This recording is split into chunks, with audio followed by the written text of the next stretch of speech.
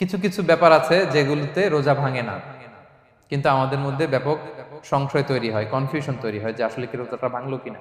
যে কিছু কিছু কাজ আছে যেগুলো করলে আসলে রোজা ভাঙে না। Things or actions that don't invalidate the fast, এটা আপনার রোজা ভাঙবে না। সেগুলো কি? এক নাম্বার হচ্ছে ভুল করে যদি কেউ খায়, যেটা আমাদের আগের পয়েন্টে আমি ক্লিয়ার করে দিয়েছি, অথবা জোর করে যদি কাউকে খাওয়ানো হয়, তার রোজা ভাঙবে না। এটা দুই নাম্বার। দুই নাম্বার হচ্ছে এটা বিবাহিতদের জন্য, যেহেতু মোস্ট অফ দ্য অডিয়েন্স আর 18+, কোনো অসুবিধা নাই। আর ইসলামে কথাগুলো আসলে বাঁচতে হলে জানতে হবে না। সেটা হচ্ছে আমরা শুনেছি যে বিবাহিতরা ফিজিক্যাল ইন্টারকোর্স যদি করে, দেহ থেকে সিমেন আউট হলে রোজা ভেঙে যায়, কিন্তু স্বাভাবিক মেলামেশাতে রোজা ভাঙে না।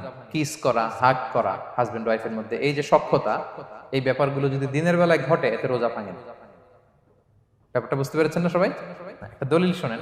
আমাদের আয়েশা রাদিয়াল্লাহু তাআলা আনহা বলেন, কারণ নবী সাল্লাল্লাহু আলাইহি ওয়াসাল্লাম ইয়াকাব্বিলু ওয়া হুয়া সাইম, রমাদানের রোজা অবস্থায় তিনি আমাদেরকে কিস করতেন, ওয়া ইউবাশিরু, আমাদেরকে হাগ করতেন, ওয়া হুয়া সাইম, রোজা অবস্থায়। এতে রোজার কোনো সমস্যা হতো না। তবে এটা রিকমেন্ডেড না। স্বামী স্ত্রীর একান্ত মেলামেশা দিনের বেলা রিকমেন্ডেড না, কারণ এটা থেকে সে সেক্সুয়ালি এক্সাইটমেন্টের দিকে চলে যেতে পারে।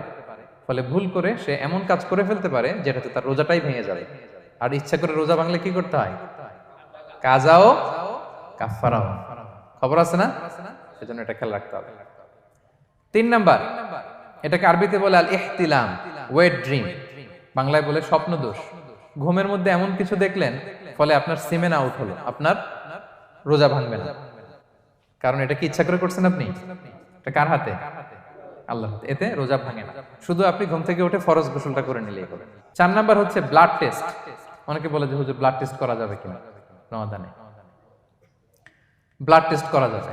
ব্লাড টেস্ট করলে রোজা ভাঙে না। এটা খুবই জরুরি একটা মাসালা, প্রায় আমাদের লাগে।